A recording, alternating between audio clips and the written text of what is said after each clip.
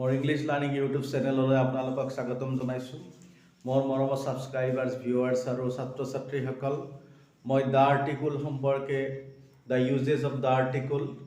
आर्टिकलर use सम्पर्के मैं video upload दी आसो सो आपनालोके द आर्टिकलर बहुत केटा नियम इतिमध्ये जानिছে तो আজি आको द आर्टिकल की क्षेत्र यूज হয় और केतियाबा की क्षेत्र यूज নহয় এই আটাইখিনি কথাই मैं मोर भिडिओर जरिए आपनालोকক দিব বিচাৰিছো सो आपनालोके जाने जे जेतिया कोनो एटा लैंग्वेजर नाम अर्थात कोनो एटा लैंग्वेजर नाমৰ হৈতে যদি लैंग्वेज वर्डটো থাকে তেতিয়ালে তাৰ আগত द आर्टिकल লিখা হয় अर्थात मैं जेतिया एग्जाम्पल দিম তেতিয়া স্পষ্টকৈ বুজি পাব अर्थात যদি মই এতিয়া লিখো যে he can speak this English যদি এই সেন্টেন্সটো যদি কোৱা হয় fill in the blank with appropriate article তেতিয়া কি লিখিব লাগিব যে he can speak English ইয়াতে কোনো আৰ্টিকল ইউজ নহয় কাৰণ মই যেটো ৰুলটো কৈছিলো যে ল্যাঙ্গুৱেজ অৰ্থাৎ কোনো এটা ল্যাঙ্গুৱেজৰ নামৰ লগত ল্যাঙ্গুৱেজ ওয়াৰ্ডটো যেতিয়া থাকিব তেতিয়া তাৰ আগত the article ব্যৱহাৰ কৰা হয় গতিকে কেতিয়াবা যদি এনেকুৱা থাকে he can speak this English তে ইংৰাজী ক'ব পাৰে তেতিয়া হলে আমি কি লিখিম no article will be put here okay কোনো article ইয়াতে ব্যৱহাৰ নহব no article will be used before the name of any language কোনো ল্যাঙ্গুৱেজৰ নামৰ আগত the article বা কোনো article ইউজ নহয় কিন্তু ল্যাঙ্গুৱেজৰ নামৰ হৈতে যদি ল্যাঙ্গুৱেজ ওয়াৰ্ডটো যেতিয়া থাকিব তেতিয়া আমি কিন্তু the article লিখিব লাগিব so he can speak English ইয়াত কোনো article নালাগে কিন্তু এবাৰ যদি এনেকৈ লিখা হয় যে he can speak this English language অর্থাৎ ইংলিশৰ লগত কি ল্যাঙ্গুৱেজ ওয়াৰ্ডটো আহিল অৰ্থাৎ তেওঁ ইংৰাজী ভাষা ক'ব পাৰে তেতিয়াহলে ডেফিনেটলি ইয়াতে ডেফিনিট আৰ্টিকল দি লিখিব লাগিব সো নিশ্চয় ডিফাৰেন্সটো লক্ষ্য কৰিছে মোৰ মৰমৰ ছাত্ৰ ছাত্ৰীসকল please note the difference between this two gap হয় নে নহয় আৰু ল্যাঙ্গুৱেজ ওয়াৰ্ড নথকা কাৰণে ইয়াতে ক্ৰস আৰু ইয়াতে ল্যাঙ্গুৱেজ ওয়াৰ্ড থকা কাৰণে দি আৰ্টিকল আহি গল ওকে ঠিক তেনেকৈ আমি কি লিখিম we speak this Assamese language at home আমি ঘৰত অসমীয়া ভাষা কওঁ so Assamese language that means Assamese লগত language word to আছে that is why we will write the article in the gap so ঠিক তেনেকৈ যেতিয়া আমাৰ কি আহিব কোনো আমি সিজনৰ নাম লিখিব লাগে সিজনৰ নাম আৰু সিজনৰ নামৰ হৈতে যেতিয়া সিজন ওয়াৰ্ডটো যেতিয়া থাকিব যেনেকৈ ল্যাঙ্গুৱেজৰ নামৰ হৈতে যেতিয়া ল্যাঙ্গুৱেজ ওয়াৰ্ডটো যেতিয়া থাকে তেতিয়া আমি the article ব্যৱহাৰ কৰো ঠিক তেনেকৈ সিজনৰ নামৰ হৈতে যেতিয়া সিজন ওয়াৰ্ডটো যেতিয়া থাকিব তেতিয়া তাৰ আগত the article লিখিব লাগিব যেনেকৈ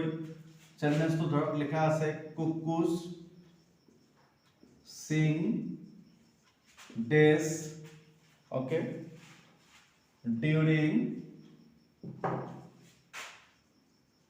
during this spring season অর্থাৎ বসন্ত কালত কুলি চৰায়ে গান গায় সো সিজন ওয়াৰ্ডটো স্প্ৰিংৰ লগত আছে স্প্ৰিং সিজন মিন্স বসন্ত কাল গতিকে আৰ কি দিব লাগিব দি আৰ্টিকল দিব লাগিব so cuckoos sing during the spring season okay ঠিক তেনেকৈ যদি আমি ক'ব খুজো যে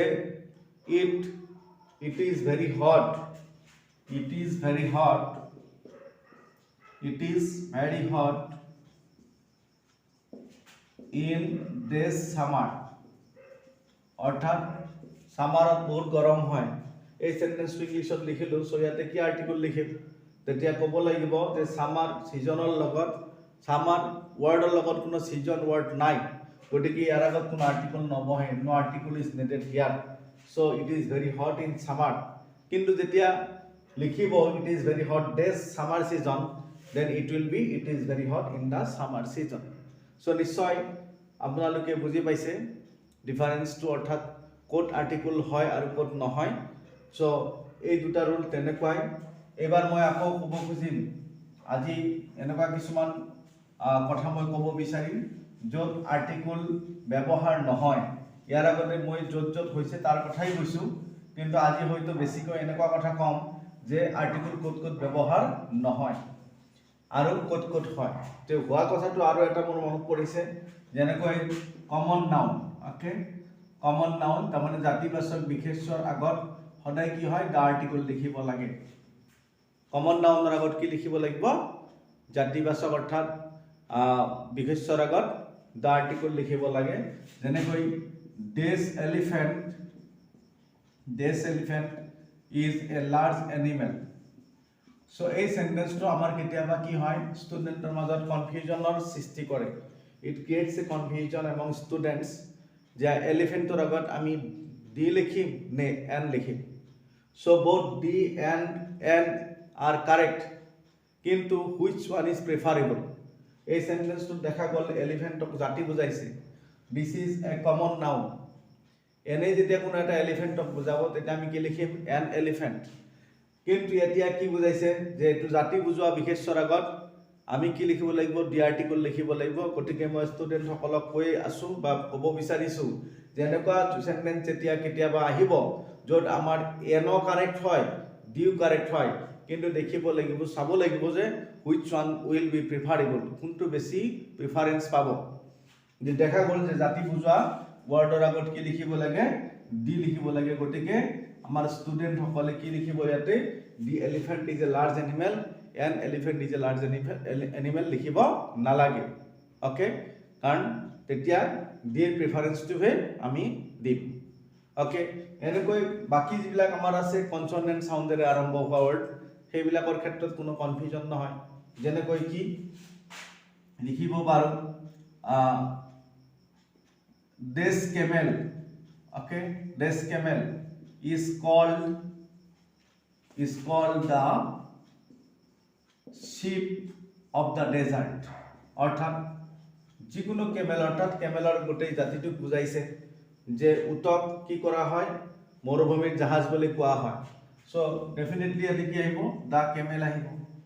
দা লিখিব লাগিব এই ক্ষেত্ৰত আৰু এন আৰু দাৰ কনফিউজনটো নাহে কিয় কাৰণে কেমেল ওয়াৰ্ডটো ভাৱেল সাউন্ডেৰে আৰম্ভ হৈছে অৰ্থাৎ সি অৰ্থাৎ ভাৱেল সাউন্ড কৰে উচ্চাৰণ হৈছে that is why the will come ঠিক তেনেকৈ বাকি যিমান এনেকুৱা কমন নাউন আছে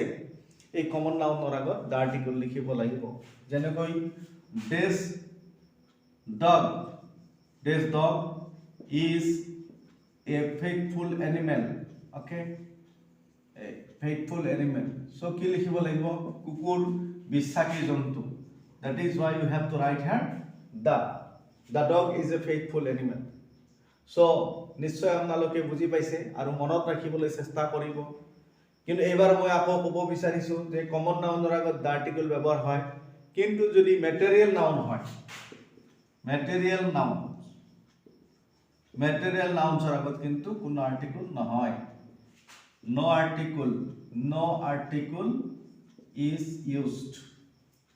before a material noun so etu kotha monot rakhibo lagibo je common nounor agot di article ব্যবহার হয় কিন্তু material noun jodi hoy tetia hale kono article ব্যবহার নহয় material noun ki jene koi sugar iron gold silver ei bila ki material noun orthat ekokota dhatu metal bujaise jibilakor por ami belek kiba bostu বনাব পাৰো okay making কৰিব পাৰো তেনেকুৱা noun বিলাকক কি বুলি কোৱা হয় ম্যাটেৰিয়েল নাউন বুলি কোৱা হয় আৰু এইবিলাক নাউনৰ আগত কেতিয়াও দা আৰ্টিকল বা কোনো আৰ্টিকল লিখা নহয় যেনেকৈ this sugar is sweet so আমি কি লিখিব লাগিব যে sugar is sweet okay this sugar is sweet so পৰীক্ষাত আমাক কাৰেকচন কৰিবলৈ দিয়ে the sugar is sweet so এবাৰ ঠিক তেনেকৈ কি কৰা হয় this gold is a valuable metal so এটা কি লিখিম the gold is a valuable metal কেতিয়াও নহয় কি লিখিব লাগিব gold is a valuable metal কাৰণ ম্যাটেৰিয়েল নাউনৰ আগত কি নহয় কোনো আৰ্টিকল নহয় ওকে ঠিক তেনেকৈ water is liquid the water is liquid নহয় কি লিখিব লাগিব water is liquid the water is liquid নহয় কারণ water is a material noun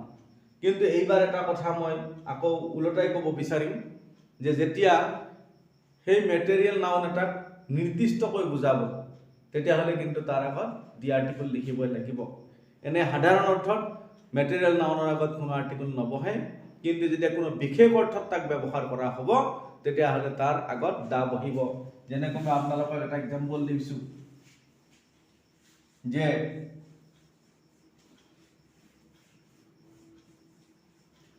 এই আঙুঠিটোৰ সোণ পিওর হয় বিশুদ্ধ হয় this gold of this ring is pure ঠিক তেনেকৈ this water of this pond is very clear okay তো দুটা সেন্টেন্স লিখিছো আর দুটা সেন্টেন্সতে কি আছে ম্যাটেরিয়াল নাউন আছে গোল্ড আছে ওয়াটার আছে সলব আগতে কৈছো ম্যাটেরিয়াল নাউনৰ আগত কোনো কি নহয় আৰ্টিকল নহয় কিন্তু এবাৰ চাব যে এই যেটো ম্যাটেৰিয়াল নাউন গোল্ড ওয়াটাৰ ইউজ হৈছে ইয়াতে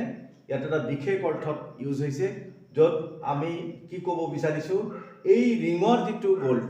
অৰ্থাৎ নিৰ্দিষ্টকৈ এটা ৰিং দেখুৱা হৈছে আৰু সেই ৰিঙৰ সেই আঙুঠিটোৰ যিখিনি সোণ সেই সোণখিনিক নিৰ্দিষ্টকৈ বুজোৱা হৈছে তেনেকুৱা ক্ষেত্ৰত কিন্তু the article is very essential আৰু দিবই লাগিব নিদিলে কিন্তু সেন্টেন্সটো কাৰেক্ট নহব so the gold of this ring is pure ঠিক তেনেকৈ এই পুখুৰীৰ পানী বৰ স্পষ্ট ক্লিয়াৰ হয়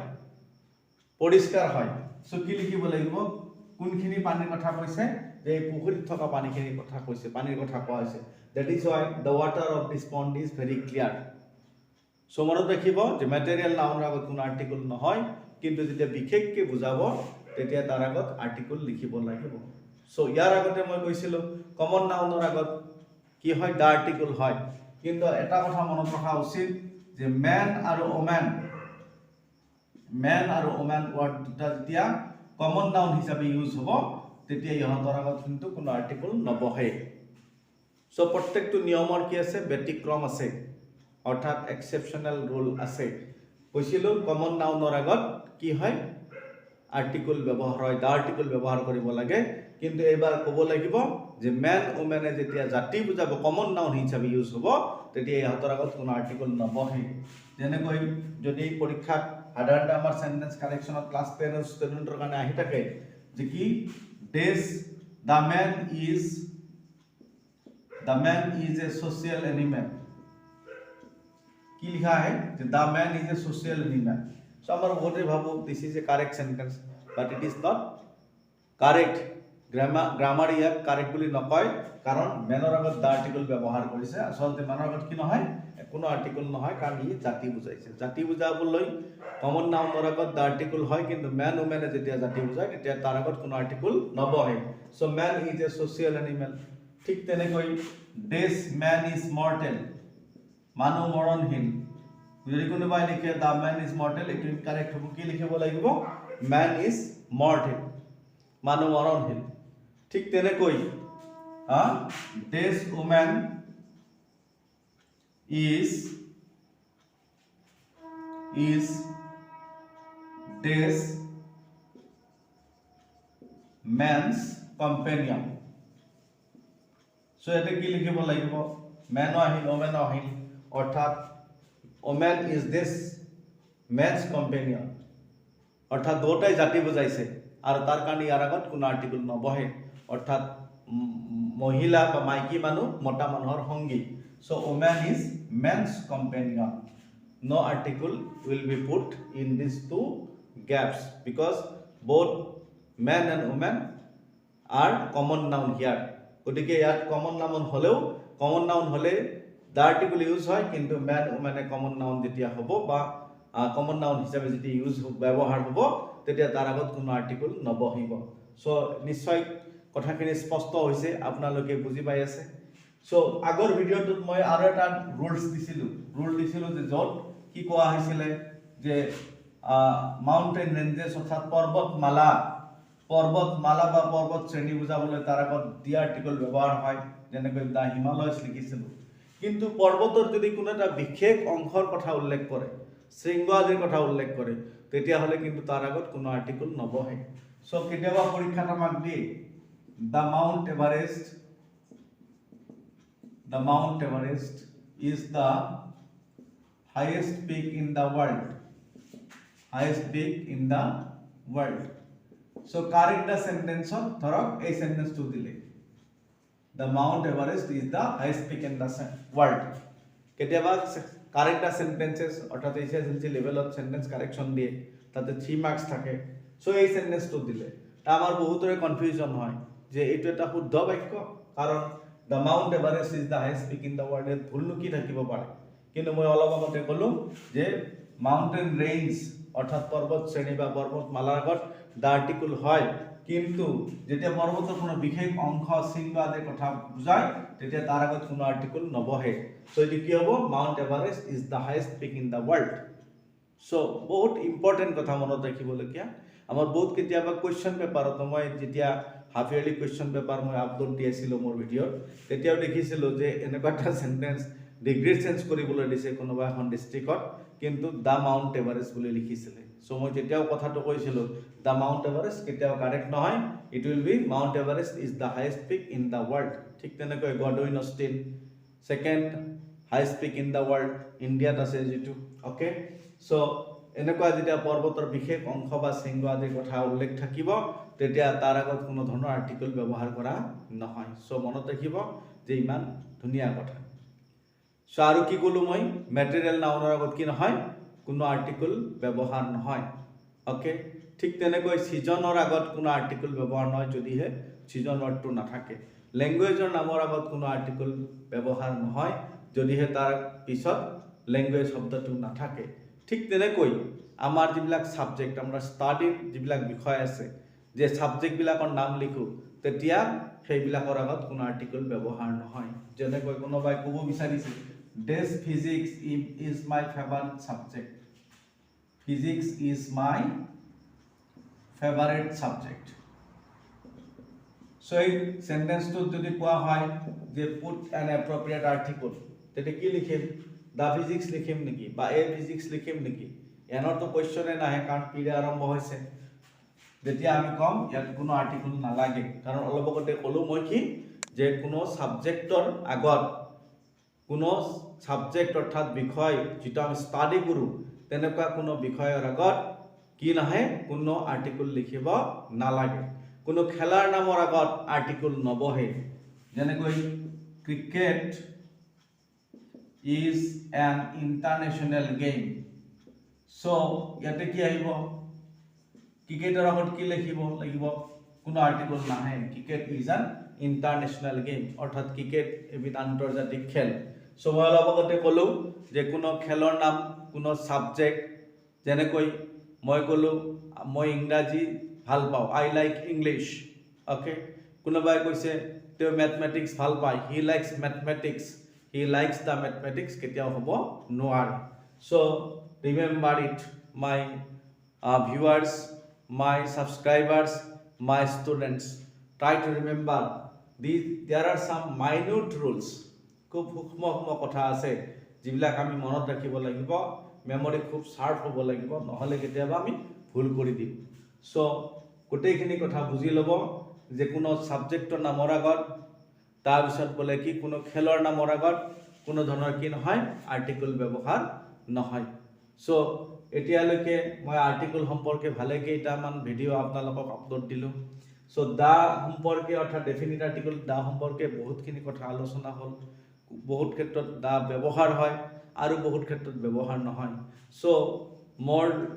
যিখিনি সম্যক জ্ঞান সেইখিনিৰে মই যিমান পাৰো মই তন্নতন্নকৈ বুজাই দিবলৈ চেষ্টা কৰিছো সো ইয়াৰ পিছতো আৰু বহুত কথাই দি সম্পৰ্কে বা আৰ্টিকল সম্পৰ্কে ৰৈ যাব কেতিয়াবা মনত পৰিলে মই আপোনালোকক আপলোড দি থাকিম কিন্তু এতিয়ালৈকে যিখিনি আলোচনা কৰিছো ইয়াৰ পিছতো আৰু বহুত ইয়াৰ আৰ্টিকলৰ ব্যৱহাৰ সম্পৰ্কে ৰৈ গৈছে বা যাব গতিকে সেইখিনি আপোনালোকে নিশ্চয় পুৰা কৰিবলৈ চেষ্টা কৰিব আৰু নহলে মোক জনাব I will try my level best to fulfill the need which you feel okay so আজিৰ কাৰণে মই ভিডিওটো এইখিনিতেই সমাপ্ত কৰিছো